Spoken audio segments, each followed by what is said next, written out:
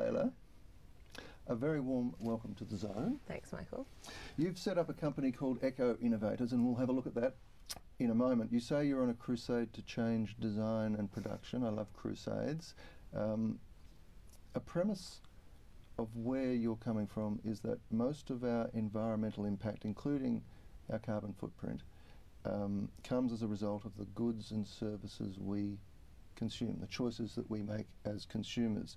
That's kind of a very empowering idea in a way, as long as we've got good choices or good options. What's going on?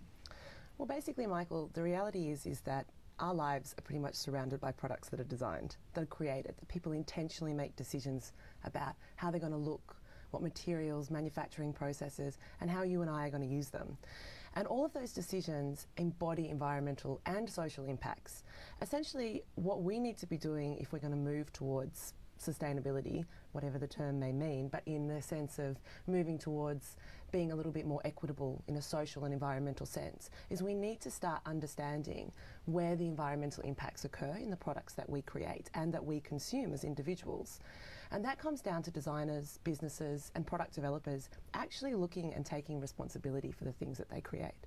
Because it's so common that you will end up consuming a product that has no consciousness whatsoever. It'll die, you'll throw it out, and so you'll consume another one to replace that. And what happens is we end up in these perpetual consumption cycles, and every time we buy something, embodied in it is a myriad of social and environmental impacts. And unless we value that and we use it effectively, and the decisions around its production have been made so that basically it's got the least, I guess you could say, environmental footprint, then what we end up doing is we end up using the world's resources at an unprecedented rate, which is what we're doing right now. How do you change the situation? Because you're talking about consenting adults buying and selling stuff that they want Selling's legally. Good. So how do you change that? Well, basically, I'm really into the design and production side of things. Essentially, I think for far too long, designers and product developers have not taken responsibility for the decisions they make at the concept of a product. Everything comes out of innovation or desire to create or fulfill a market. Essentially, it comes down to people who are sitting in a room somewhere who go, right, we're going to make X product. What materials are we going to use? How's it going to look? What manufacturing processes? How's the consumer going to use this? You know, what are the impacts going to be around this product at the end of its life? All of those decisions need to be considered, not just in a framework of, okay, we're going to benefit from selling this and we're going to be able to sell this many units, but from the concept of what are the potential social and environmental impacts and how can we minimise them? How can we actively make a decision so that this product that we're creating achieves all our functionality that we want as a producer, but that also we can be proud of being, it's a responsible product, not just another piece of crap to fill the void, basically. So you want to add a fourth pillar? Yes, I totally see responsibility in design as the fourth pillar of design. Right now, as a design student, you'll be taught that you need to make aesthetic, functional and marketable products. They're the important factors of a designer. I don't understand why, in 2010, designers, people who create the majority of the goods and services that we are exposed to on our day-to-day lives, do not have a mandate for social and environmental responsibility. Ethics. Where's the ethics in designs? Are your ideas being embraced by the people teaching the next wave of designers? Are you having resistance there? Are they saying, yeah, actually we should have had a fourth pillar along the way? It's really interesting because design, I'm creating this project at the moment called The Secret Life of Things, which is a series of educational animated videos that explore all of these things that I'm talking about. And it's specifically designed for university students and lecturers. And just the last week I've been calling lecturers around Australia who teach industrial design and teach product design and engineering. And I've been telling them and they're like, oh, thank God. You know, we've been waiting for these sorts of resources. And a lot of them have said, well, we already do stuff, but it's really hard to do stuff that's going to actually add value to the students and that's going to increase their ability to be proactive designers in the design community creating more sustainable products. Why do you care?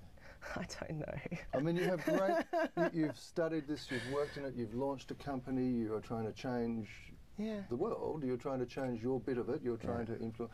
Where does that come from? Was there sort of some epiphanous moment in your life where you thought, God, I've got to do something, or is this a slow burning thing that's just been Leyla as she's gone along? I think there's two answers to that. One is I never quite understood why, that I always felt really what's the word, like, privileged, I guess. Like, I could have been born anywhere. I could have been any person. I mean, I was born in Australia, and I'm lucky I was born at this time where women can speak their minds, and I can go to school, and all of these opportunities that are bestowed upon me. I've always felt a ridiculous privilege for that, because I know that for every me, there's a lot of people who don't have the same opportunities. So I've almost felt like a responsibility to use that appropriately, to use my freedoms and my advantages in life to do something positive and to speak for those who don't have those opportunities. And then the other thing is I'd say that as far as getting to an environmental design sector kind of realisation, was I studied design, product design, and I remember sitting there in a class and the lecturer saying, okay, everybody, we're going to learn about this thing called the Gaia theory, which is that everything in nature is interconnected. Tell me a little bit about, the hardest things that you've faced in your work. What's the hardest thing you've had to do? Well, I mean, it's pretty hard being, it's going to sound really ridiculous, but it's hard being young and being a female and having a particularly out there personality as well. It's hard when the majority of the people that you work with in your sector are experts and you're not an expert because you're young and all those things. So there's a lot of adversities that I think you face when you have new ideas. And I mean, I haven't got tickets on myself or anything, but I want to try new things. I think that in this space anyway, for the last 20 years, nothing really progressive has happened. There's been a lot of amazing people doing amazing things individually, but there hasn't been real change, and that frustrates me so much because there is so much capacity to make change, and it's not difficult, and it's something you can do tomorrow.